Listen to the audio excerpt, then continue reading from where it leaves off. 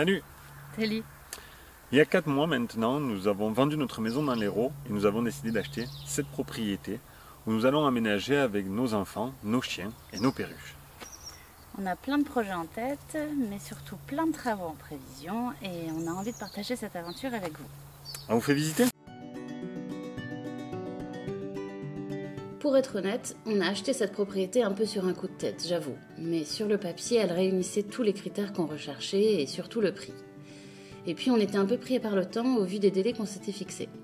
Au final, on n'a fait qu'une seule visite et plutôt rapide. Il y avait tellement de meubles et d'objets en tout genre qu'on avait du mal à se projeter, ce qui fait qu'on a légèrement sous-estimé l'ampleur des travaux.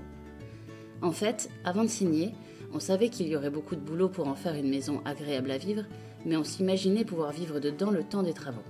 Et pour la rendre habitable, on pensait qu'on aurait juste besoin de mettre aux normes l'électricité, le réseau d'eau, repeindre les murs pour rafraîchir et faire un gros ménage.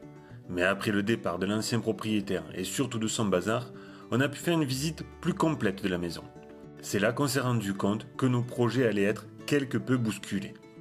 Au final, on va devoir isoler les murs qui donnent sur l'extérieur pour éviter les déperditions de chaleur, mettre aux normes l'assainissement, remplacer toutes les ouvertures car les menuiseries sont très endommagées, les bois vermoulus, et plaquer tous les murs pour repartir sur des bases saines et propres. Ce sera plus long que prévu, mais par chance, Sylvain aime les défis. Là, on est dans la chambre parentale, avec son lot de guirlandes électriques. La cuisine, assez sommaire, on ne sait pas encore ce qu'on va en faire. Le salon, la pièce centrale de la maison, livrée avec ses meubles.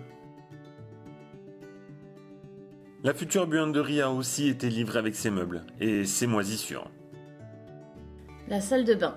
Quand on est arrivé, elle ressemblait à ça, car les anciens propriétaires utilisaient une autre salle de bain qu'on vous montrera un peu plus tard, mais je vous assure que ça vaut le coup d'œil.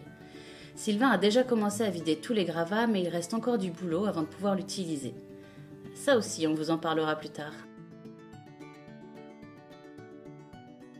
Et maintenant, les chambres des enfants. À gauche, celle de Lucie.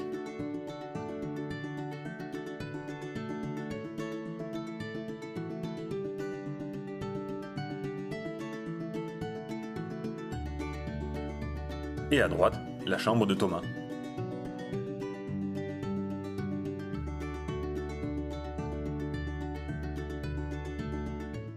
À l'époque, on faisait beaucoup de pièces en enfilade, de pièces qui donnaient sur d'autres pièces. Je pense que c'était pour éviter les couloirs qu'on faisait ça. Là, cette porte nous amène donc de la chambre de Thomas vers le studio.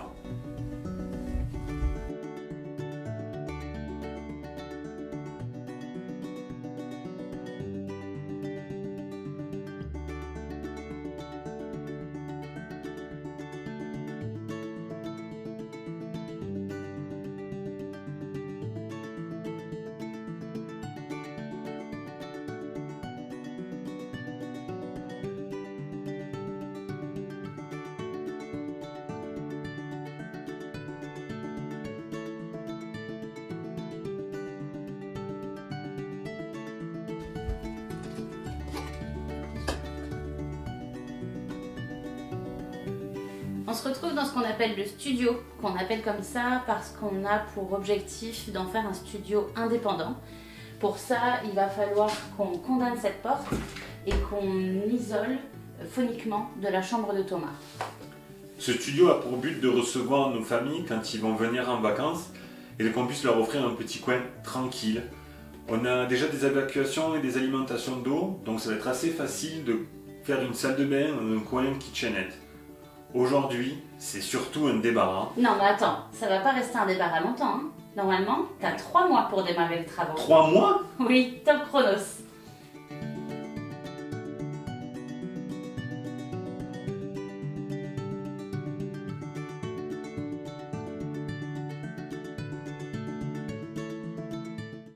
Cette première vidéo touche à sa fin. On espère que vous avez apprécié la visite. La prochaine fois, on vous montrera l'intérieur des 2 granges, quel est le projet de ces bâtiments. On essaiera de faire au fur et à mesure des vidéos plus techniques, des vidéos plus ludiques, des vidéos plus... Physique. Chercher une rime en hic. Je trouve ça plus pratique. Pas de panique, il y en aura pour tous les goûts. En attendant, on vous souhaite une journée féerique. encore plus dynamique. Ça, c'est ta technique.